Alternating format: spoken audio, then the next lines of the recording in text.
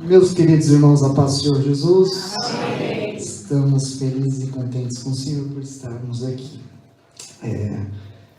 Enfim, né? Chegamos. Irmãos, eu conheço essa congregação aqui um ano ainda não deu um ano. Eu tive a felicidade de ver o povo de Deus aqui cultuando. Hoje o coral do Vila Praia está aqui. E existe uma amizade forte, né, Miriam? Porque o Renan nos ajudou muito ali também em Vila Praia. Me ajudou muito na minha congregação lá, que eu faço parte. E nós aqui já fizemos ensaio musical aqui. E era uma bênção. E eu quero convidar a igreja que está aqui presente, que abram suas Bíblias no livro dos Atos dos Apóstolos, capítulo 7, o verso 1. Nós iremos ler do verso 1 ao verso 3. Depois eu convido você também ao verso 14. E por último, nós iremos ler o verso 26. E eu tive a alegria de ser, acho que o primeiro professor de escola dominical aqui, né? Lila, Guinaldo, Deus os abençoe. Nós fizemos uma aula de EBD aqui. E foi uma benção aquela manhã. Tivemos duas classes, a classe dos adultos e a classe das crianças. Porque, irmãos, uma coisa que eu sempre aprendi, uma igreja, quando ela abre as portas, ela abre com o intuito de transformar o lugar onde ela está. Não é uma casa aberta simplesmente para adoração, sim, correto. Mas nós aprendemos no seminário que nós conhecemos a Deus para adorá-lo. E depois nós glorificamos a Deus na nossa vida, dia após dia, mostrando o poder e a majestade do que é adorá-lo, Senhor. Então, quando nós abrimos qualquer trabalho, é um trabalho para impactar, um trabalho para gerar, um trabalho para produzir. E aqui nessa noite, irmão, eu vos trago uma palavra para você que você nunca esqueça disso.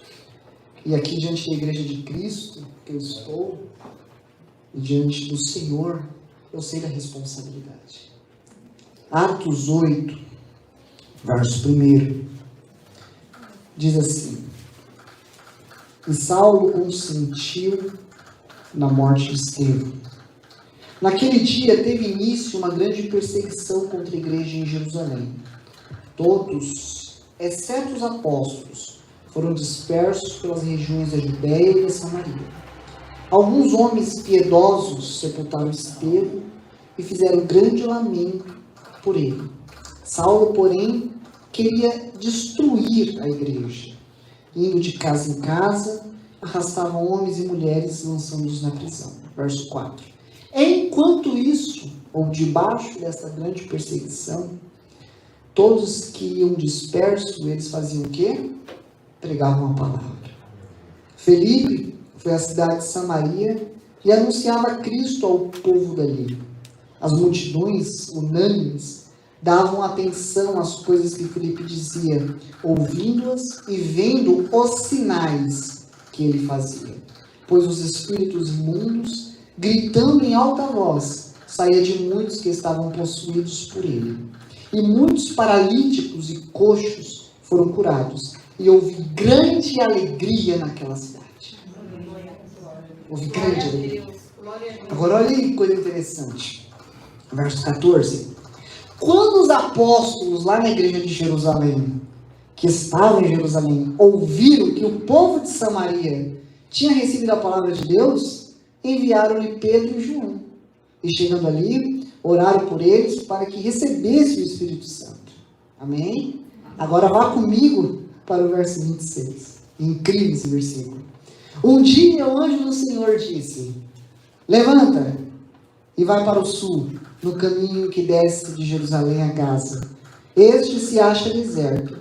Felipe se levantou e não foi.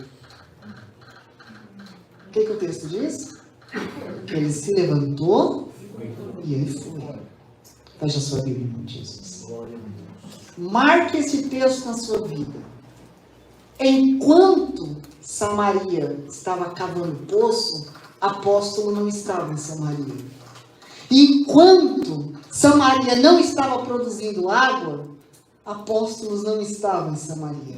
Mas um diácono, escolhido no capítulo 6, para servir a igreja, estava cavando poço onde não tinha água.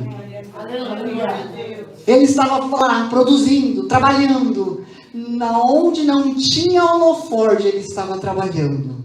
Aonde não tinha redes sociais, ele estava trabalhando. Aonde ninguém dava importância, ele estava cavando o poço, porque ele sabia que aquele que começou a boa obra, ele é fiel e verdadeiro para aperfeiçoar. Mas sabe o que aconteceu? O negócio lá mudou. E a Bíblia vai dizer que as portas que Deus abre, ninguém fecha. E Felipe começou a ver da parte de Deus transformação naquele lugar. Começou a ver espírito indo embora, começou a ver no paralítico levantar, começou a ver coxo começar a ter a transformação do poder do Evangelho, e chegou essas notícias na igreja de Jerusalém. Agora os apóstolos, eles vão lá na igreja que está estabelecida. Eles vão lá cultuar com os irmãos em Samaria. Mas no meio disso, irmão, com aquela igreja lotada, eu fico imaginando, com aquela igreja esbarrunfada, chegam os apóstolos lá para orar por batismo com o Espírito Santo e com fogo.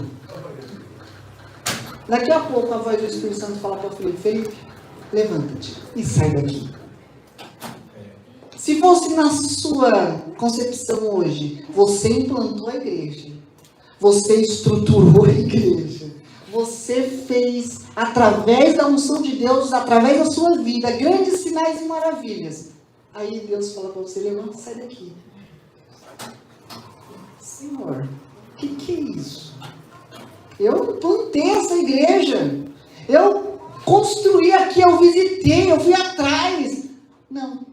Ele fala: amém, eu estou indo embora. Se Felipe Ossos, irmão, estivesse entre nós, ele estaria provavelmente pregando nos Gideões da vida. Ele era um pregador famoso, colocava a mão, os enfermos eram curados, era um homem que arrebanhava multidões para o Senhor. Mas o Senhor também confiava no coração de Felipe e sabia que aonde a voz do Espírito Santo falasse com Felipe, Felipe iria obedecer.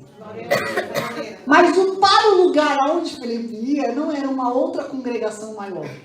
Era um lugar deserto.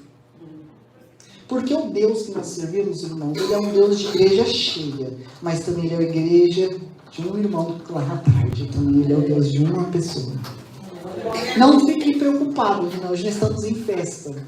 Mas também você vai passar pelo deserto da escola de obreiros do Senhor. Você vai passar. E no momento que nós, obreiros do Senhor, pensamos, irmãos, que Deus não está conosco, é que Deus está. Você sabe muito bem o que nós passamos. Irmãos, eu era de uma congregação de 500 membros. Eu constituí uma orquestra, que eu entreguei a orquestra com 52 membros, tocando na orquestra frequentemente. O Espírito Santo bradou no meu coração e falou assim: sai e volta lá para a igreja onde você se converteu. Eu falei: mas agora, Senhor? Mas agora. Entrega o trabalho e vai embora daqui. Cheguei no meu pastor e falei: pastor, eu tenho que ir embora. Ele falou: você está louco? Isso foi no começo do ano de 2023.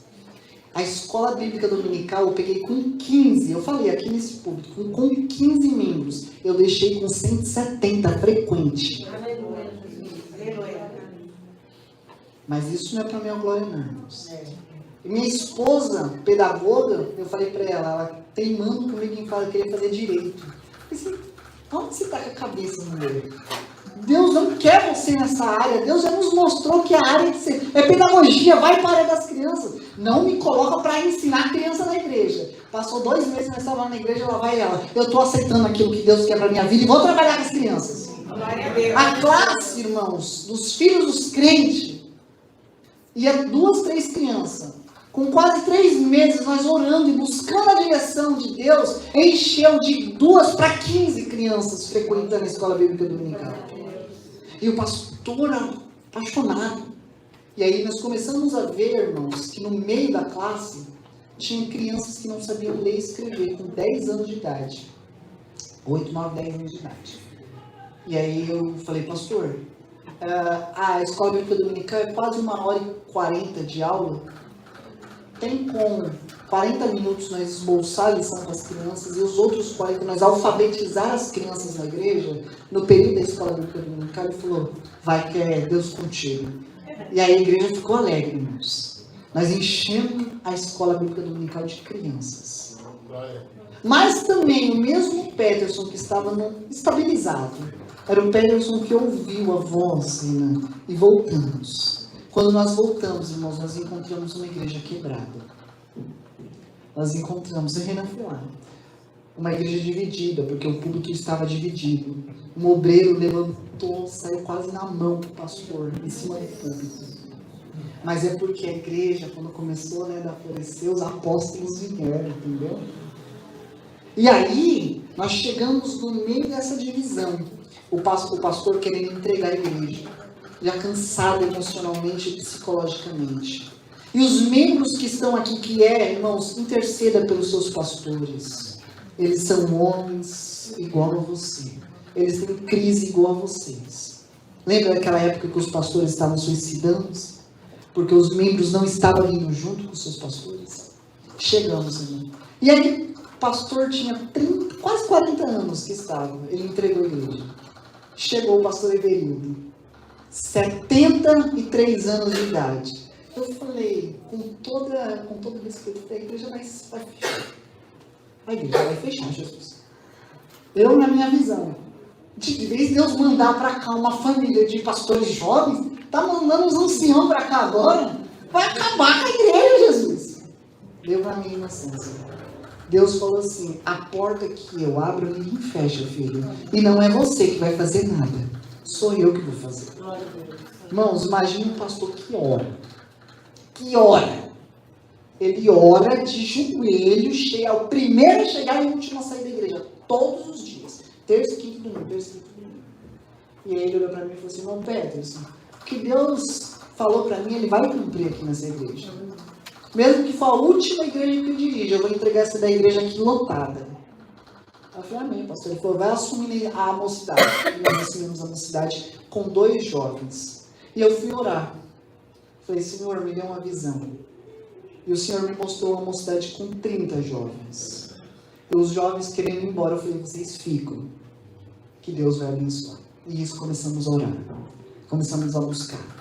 E fomos igual Felipe, começamos a ver os sinais e os prodígios acontecendo na igreja. Famílias que tinham ido embora, começou a chegar e sentar lá no final do banco da igreja. Lá. Eu falei, opa, vem! E aí um jovem falou, eu senti de Deus em voltar de novo a congregar em Liberdade 3. Eu falei, tem um lugar aqui, senta aqui na mocidade.